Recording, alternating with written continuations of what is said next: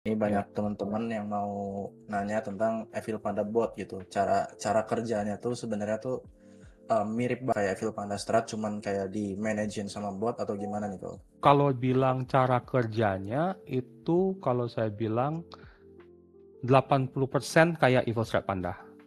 80%. Karena masalahnya ada beberapa data yang saya nggak bisa dapat. Kayak GMGN data itu saya nggak bisa dapat. Ada API sih, itu API kan ada. Cuman dia harus di whitelist. Dia harus di whitelist dulu. Dan saya nggak pernah pakai GMGN buat trading dan makanya saya nggak bisa dapat whitelistnya gitu. Jadi orang yang sering pakai GMGN buat trading pasti bisa dapat whitelist, tapi saya belum bisa. Jadi saya nggak pakai gitu kan. Dan karena saya nggak ada datanya yang gini, jadi saya harus pakai filter yang beda sendiri. Saya bikin filter yang agak beda lah dari Dex Screener lah. Karena Dex Screener data itu bisa diambil, bisa nggak perlu API, bisa ambil sendiri. Satu, Dex Screener data, dua, Jupyter data. Ya, Jupyter API ya. API ya. Yang di terminal sini lah artinya. Tapi kan dia alpha scanner. Ya, sini. Dia ada datanya yang udah pasti lah, organic score ada di sini. Terus fees sebenarnya ada, cuman saya belum coba sih, saya belum tes. Ini bakal saya tes sih, dia punya fees. Apa bisa kepake atau enggak. Ya kan? Pokoknya yang data di sini yang ada, saya pasti ambil. Itu aja. Jadi sama, cuman nah, karena tidak ada data, jadi saya harus ganti sedikit teorinya, teori botnya gitu. Entry tetap sama, coding entry-nya itu gampang. Jadi di atas Supertrend atau Neo All Time High udah bisa.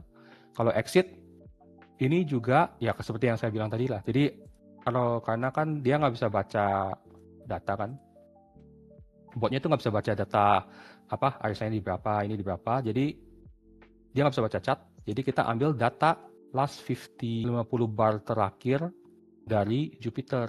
Karena Jupyter tuh ada API-nya dia. Jadi kita bisa ambil datanya. Jadi kalau sekarang kan di sini mana nih? Sekarang di sini artinya kita bisa ambil sampai 50 bars, artinya dari awal lah. Dia bisa ambil semua data di sini, semua OHLC artinya high low close open lah, semua bisa keambil datanya dan buat kita hitung sendiri. Sekarang itu RSI-nya di berapa, Supertrend-nya di berapa gitu. Dia bisa hitung sendiri. Sebenarnya sama, ya 85% lah, 85% lah sama lah semua bot saya. Cuman bedanya di exit-nya aja. Masalah bot saya nggak bisa, saya belum bisa ngecoding gimana dia cari ini, gimana dia sebenarnya codingnya sama, ya kan?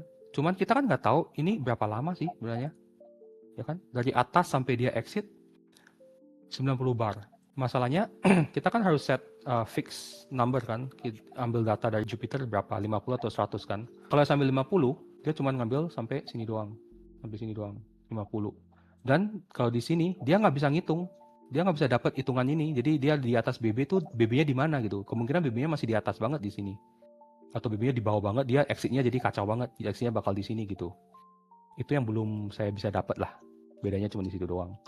Berarti Jadi apa yang terjadi sama bot saya, dia jadi DLMM scalper bot jadinya. Artinya waktu dia dari ngepam di 15 menit ada green bar 2 atau 3 di sini ya. Di sini pasti RSI-nya udah di 90 kan, kayak gini bener kan? 90. Jadi di sini dia udah exit ya. Dia nggak nunggu BB lagi. Karena nggak, saya belum bisa masukin gimana caranya gitu. Jadi dia di sini udah exit. Jadi artinya apa yang terjadi? Ya kan harusnya kayak gini, kan? Dia malah jadinya kayak gini. Tuh, dia jadi kayak gini jadinya dia. Di sini exit, di sini exit, di sini exit gitu loh. Cepet banget dia exitnya. Tapi di ya, entry gitu. iya ganti terus. Jadi dia kan udah di sini exit, dia tutup, di sini dia buka lagi, keluar lagi, buka lagi. Dia jadinya jadi scalper bot jadinya. Harusnya kayak gini, jadinya ini terus dia. Jadi scalper bot jadinya, botnya. Tapi ya kalau habis saya lihat hasilnya bagus juga sih. Jadi dia kalau dia di sini udah kena rak ini, dia pasti di sini udah keluar, udah selesai, nggak akan buka lagi dia. Jadi damage-nya juga minimal jadinya. Kenapa ini bisa karena pakai bot. Kalau saya sendiri nggak mungkin kayak gini. Gitu. Nggak ada Kalau waktu manual lah ya ya. nggak bisa kalau manual. Jadi kan saya kan ada filter kan. Filter ya kayak gini lah semuanya kan. Kalau gini kan, jadi kan dia oke. Jadi bot saya tiap 1 menit dia bakal nge-scan QR pool, bakal di-scan. Terus kan dia pasti balikin semuanya ini. Yang lewat kriteria semua, dia bakal nongol di satu list.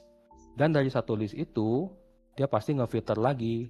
Filter volume, ngefilter market cap gitu lagi kan. Sisanya dia pasti dikeluarin di satu list buat saya lihat gitu. Dan dari situ saya bisa lihat itu list, saya bisa masukin satu coin ke whitelist saya. Jadi saya ada whitelist namanya. Dimasukin ke satu whitelist, ini coin boleh di LP gitu. Itu aja. Tetap aja manual gitu.